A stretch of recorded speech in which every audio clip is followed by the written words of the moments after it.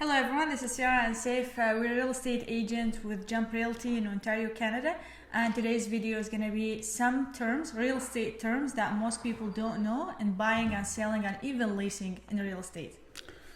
So best way to reach us is by a phone number. It's going to be left here. On Facebook, it's going to be on the description on the video. And yeah, let's get started. Okay. So we're gonna start with the inspection.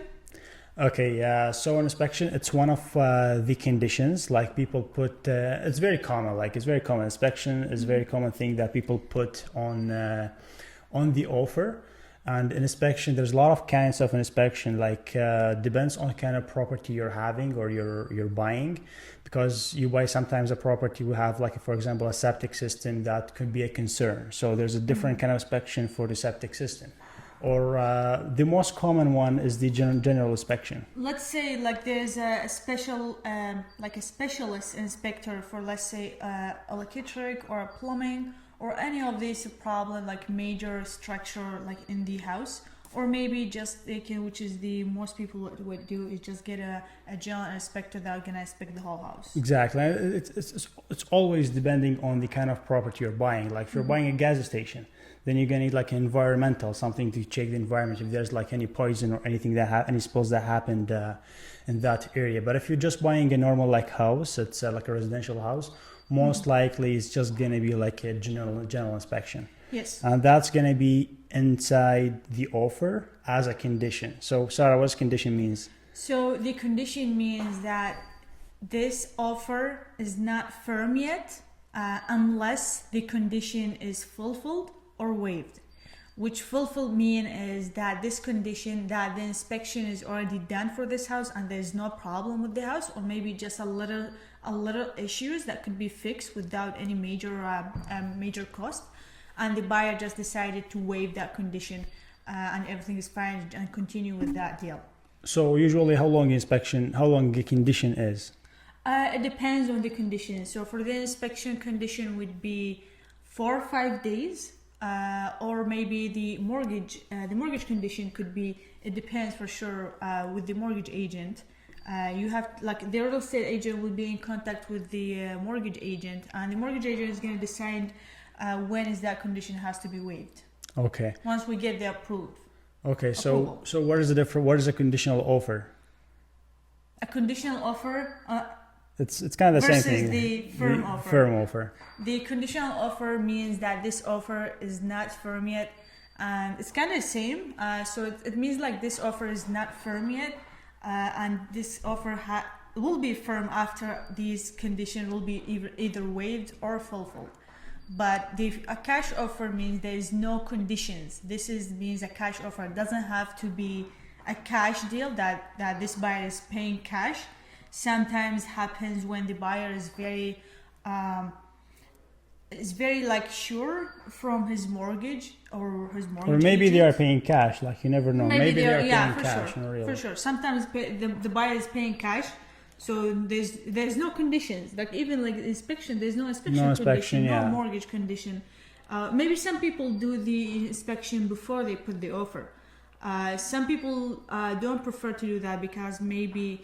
You do the inspection. You pay $400 or $500, and then you don't get the house. You don't get the house. Offer that you put an offer for some house, and the offer is not accepted. So that $400 is going to be wasted.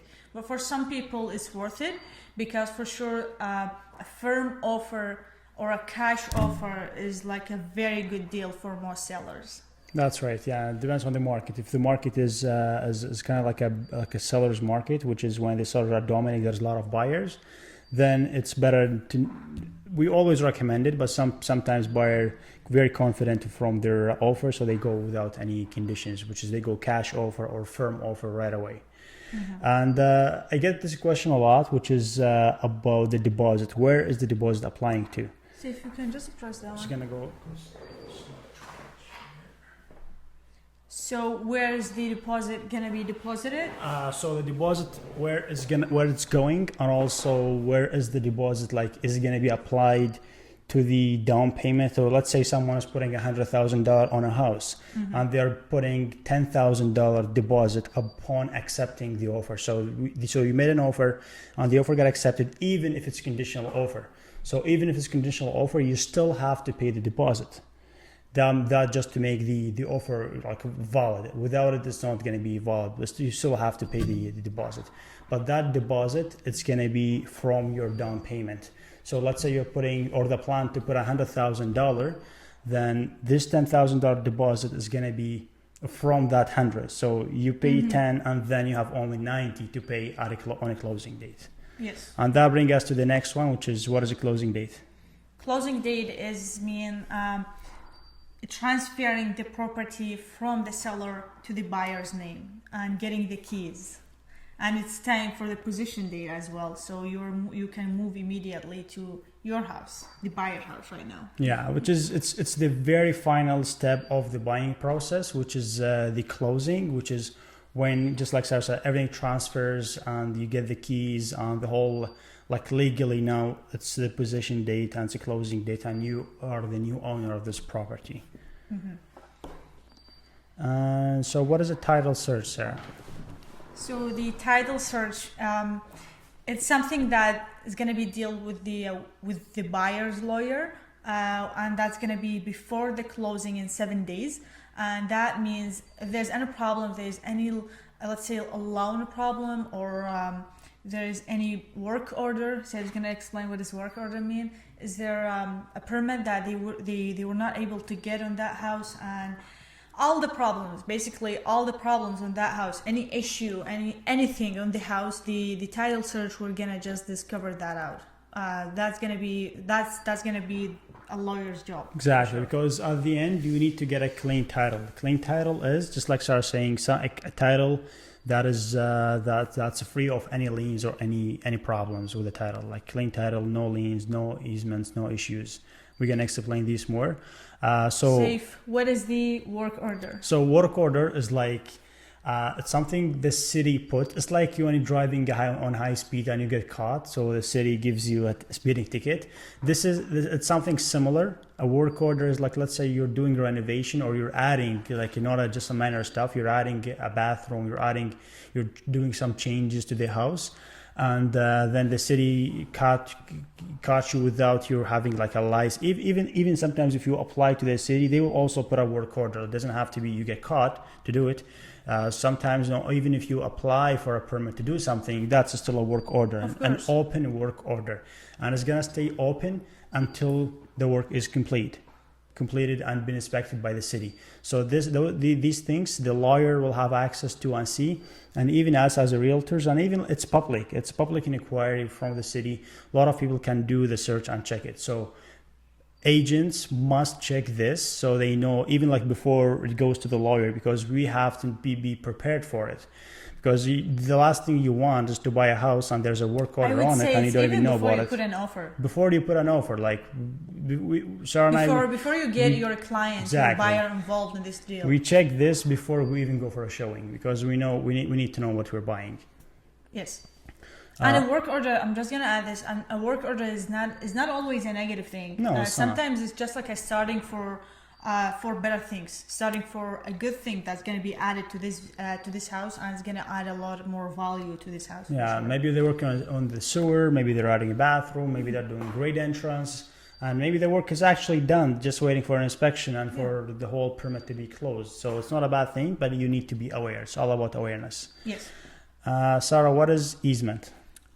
So the easement is something kind of. I'm gonna give an example just to make it easier for a lot of people. So let's say you have a backyard, a driveway at the back, and this backyard is actually shared with all the neighbors. So that's something called easement. So those people, all the neighbors, will gonna use your driveway to get into something. So maybe like there's a street over there, and like this space is belong to your house, to your property, from your land. But all the neighbors has to use it to get at the end of the street, to get out from here. So this calls easement. There is a minor easement, there is a major easement, and add, like, we're gonna add, maybe like in the next video, we're gonna add like some examples of the minor and the major easements as well. Yeah, and another example of it is like, let's say you have your same thing. I'm going to use driveway, but your driveway now it's on the on your neighbor's land. Like, let's say some of it on the neighbor's land, but it's been there for a long time and nobody asked or complained about it. Then your neighbor, there's an easement on it that some of your land has been taken by the neighbor. So Yes. that's how it works. Yeah. And usually there's some people who are the dominant land, some people are taking advantage, and some people are the ones who are with the advantage. Yes, sometimes even like the easement would maybe increase the price of your house, or sometimes decrease the price without you even know about it.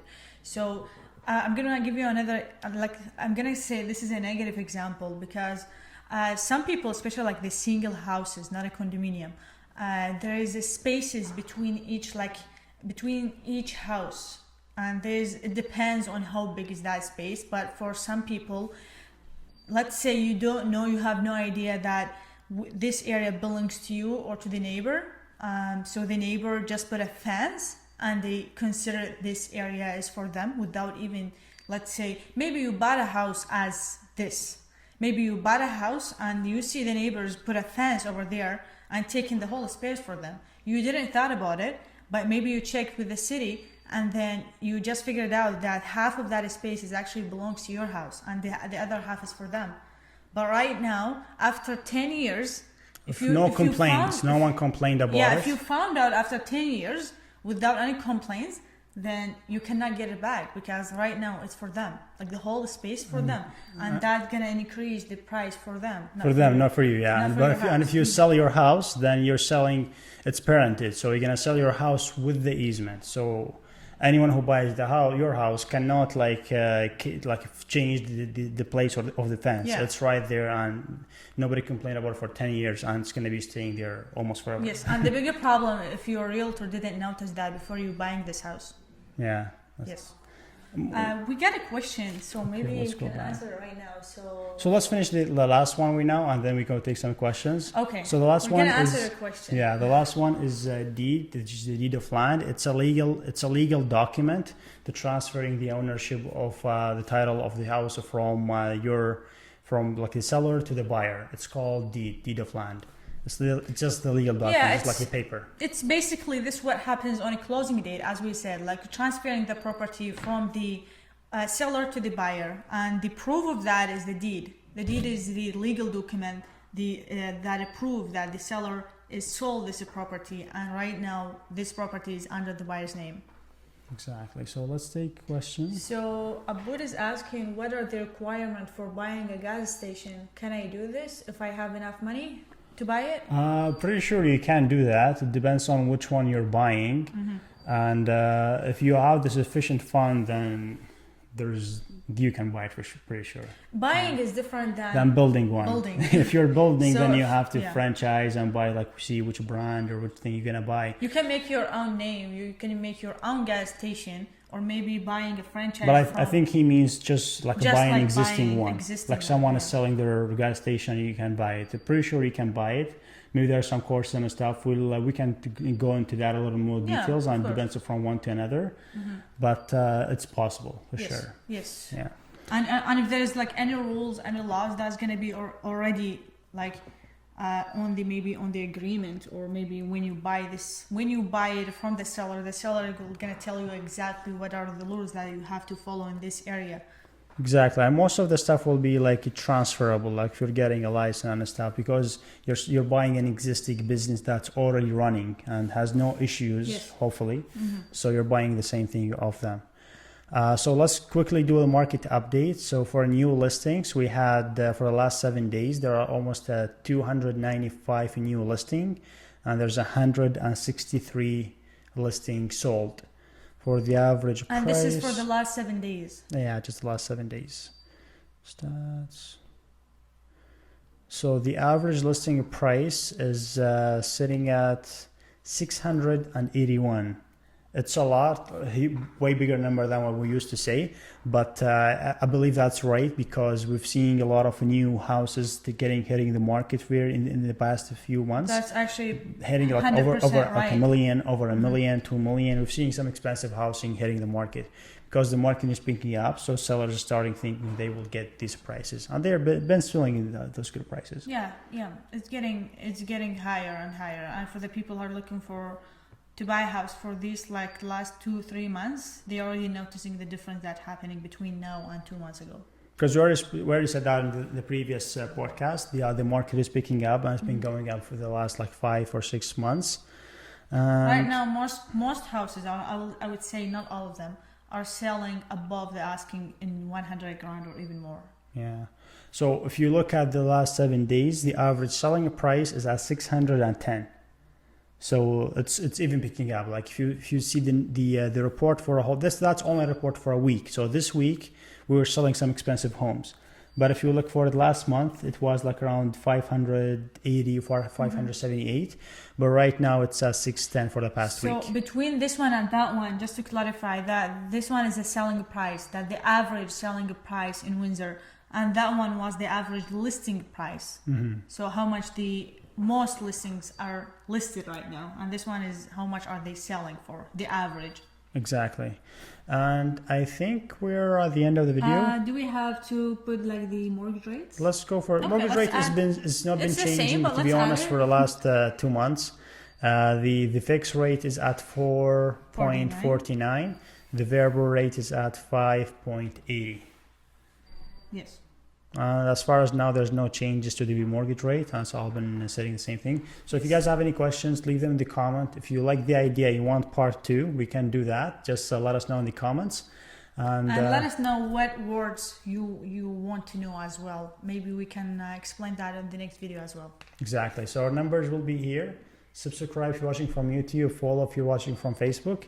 And we'll see you in the next one. Yes. See you next Monday. Enjoy the rest of the day.